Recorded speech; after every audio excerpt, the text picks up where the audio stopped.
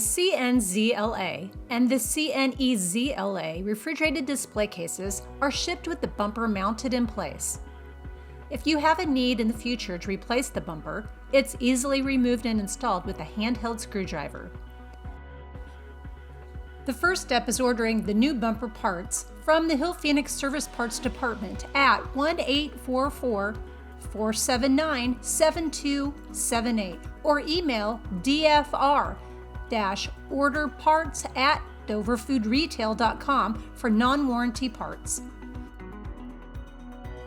To order the correct parts, you will need the case serial number, which is located on the display case's external back panel, the model number, the length of the part needed, part color, and quantity.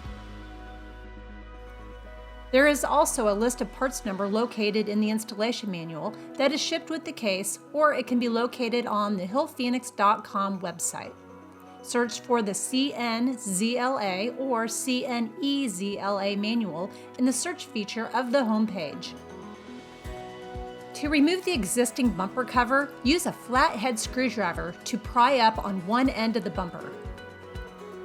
Once the end of the bumper cover pops out of the bumper base, you will be able to continue removing it by pulling outward until it's completely removed.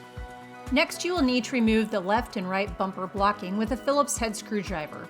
The bumper base is also held in place with Phillips head screws. Reinstall the new parts with the base first, then the left and right bumper blocking, and finally the bumper cover.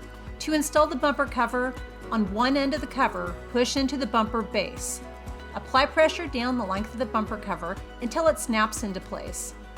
If you should have questions about removing or installing the bumper on your CNZLA or CNEZLA refrigerated display case, contact us at hillphoenix.com.